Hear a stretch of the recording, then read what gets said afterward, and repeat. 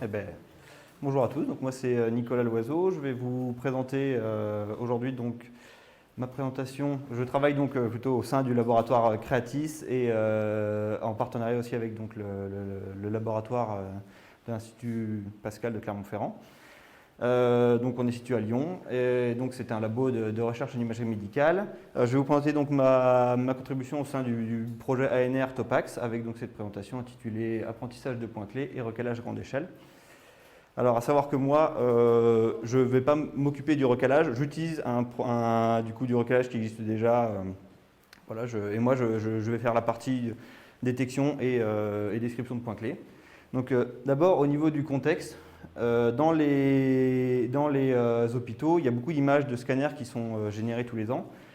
Et il y a ces images sont stockées au format DICOM. C'est un format qui va stocker à la fois les données des patients, donc ça peut être l'âge, le sexe, ou encore les données spatiales. Et ces données spatiales, elles ne garantissent pas forcément une cohérence spatiale, comme on peut le voir ici, avec les scanners crâniens qui sont des fois inférieurs aux parties supérieures du corps.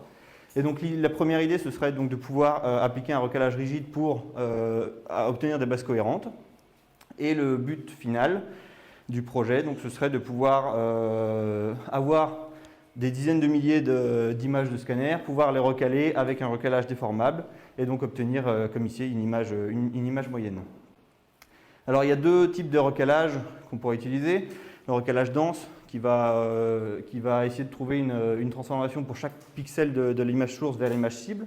Et nous, on va plutôt utiliser un recalage parcimonieux qui va utiliser moins de points. Et donc, du coup, ça va permettre déjà de réduire fortement l'empreinte mémoire.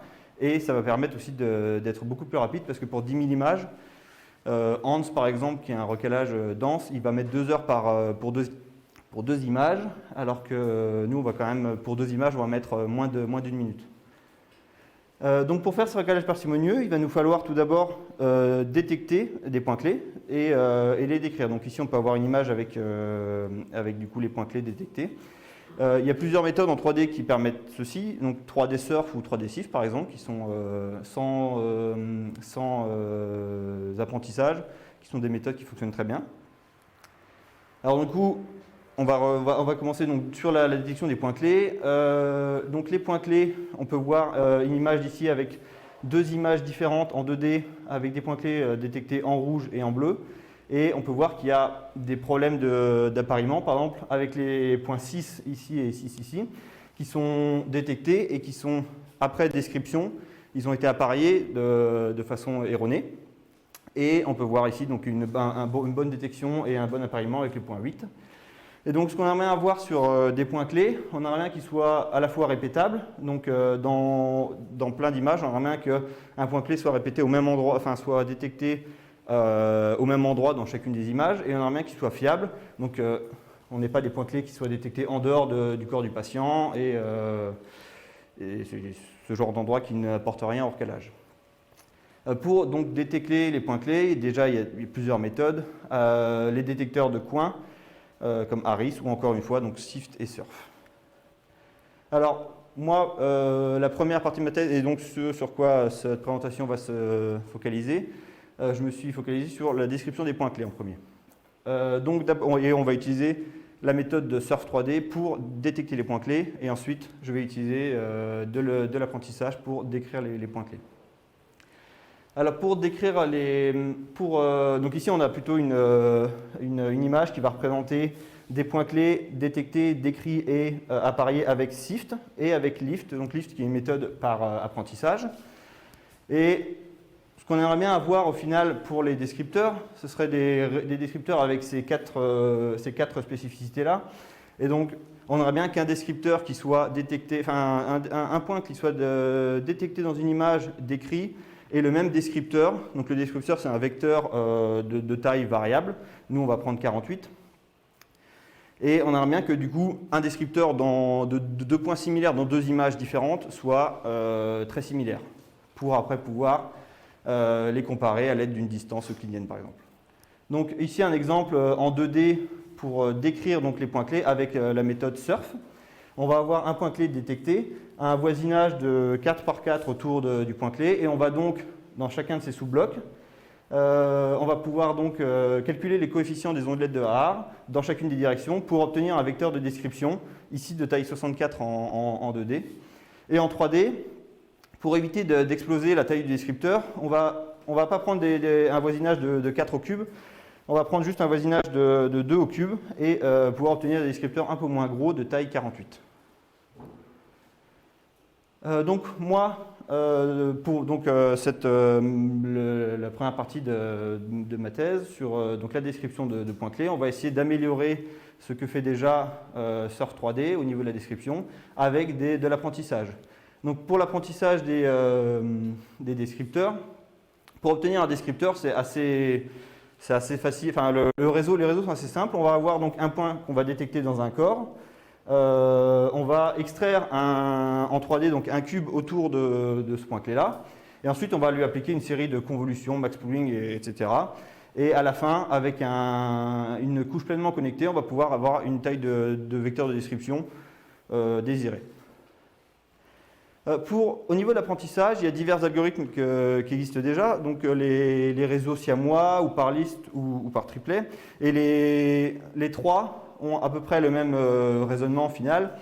On aimerait, au début, on a des points, des descripteurs de points qui sont pas proches dans l'espace de description.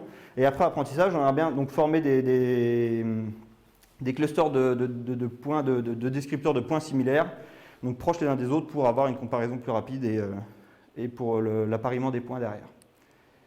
Donc au niveau de l'apprentissage, j'utilise donc un réseau par triplet.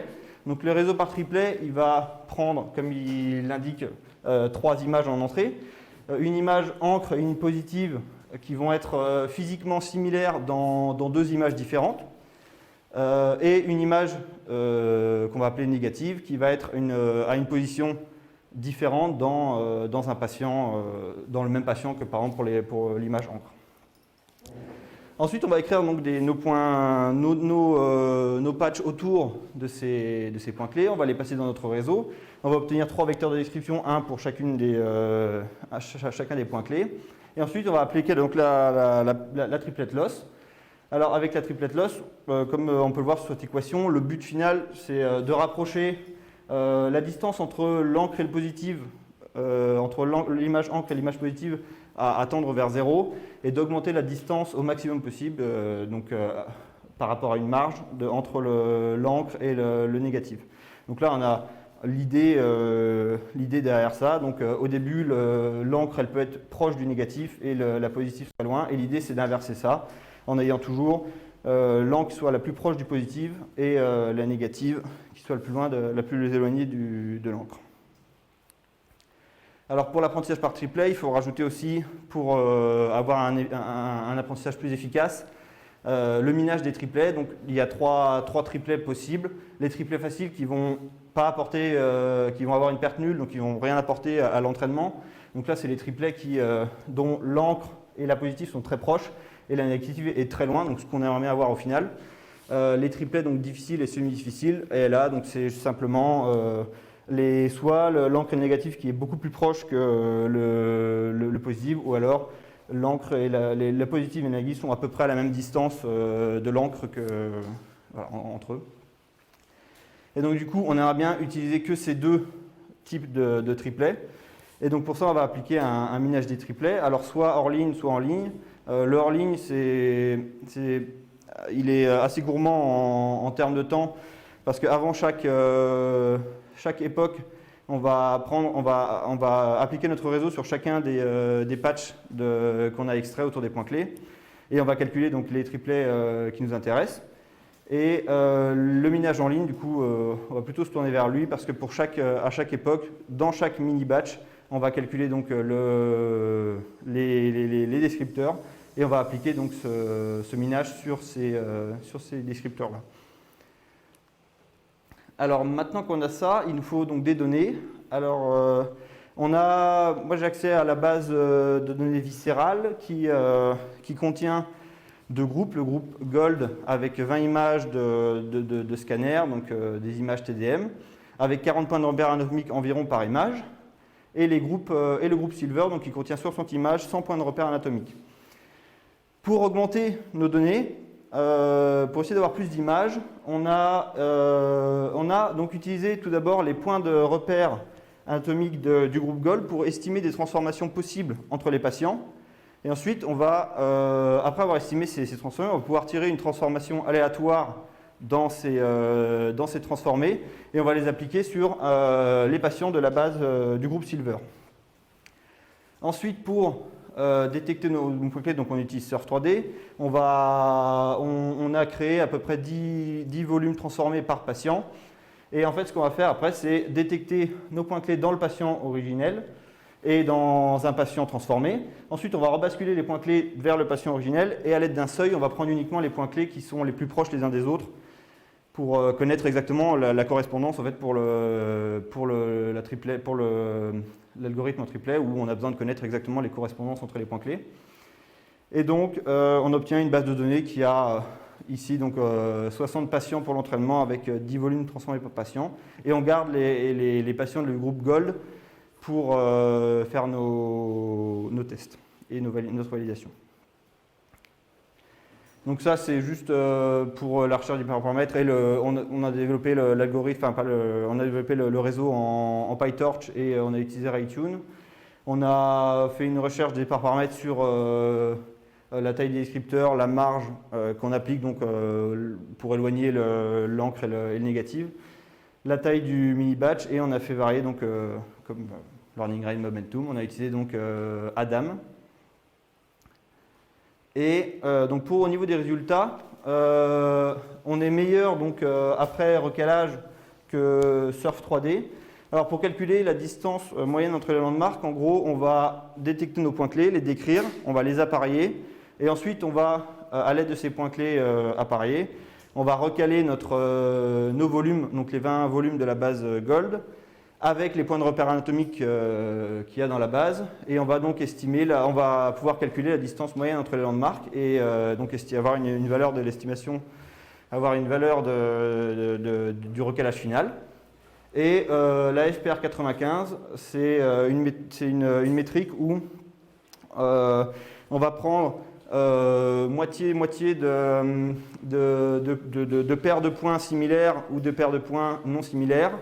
Et on va regarder à partir du moment où on a trouvé 95% des points clés similaires, combien on a de taux de points clés non similaires dans ces 95% premiers. Et donc, au niveau de ces deux métriques-là, on est meilleur donc, que Surf 3D, ce qu'on voulait obtenir pour la description.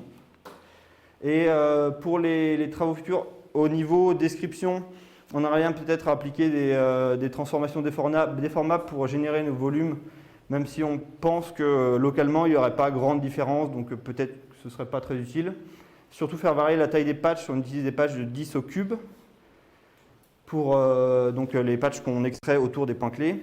Et on aimerait bien beaucoup, surtout, travailler sur la multimodalité, alors peut-être avec des GAN pour générer des images d'IRM, ou alors un autre réseau, mais le problème, il y a toujours le problème des données. Et on est en train de retravailler sur les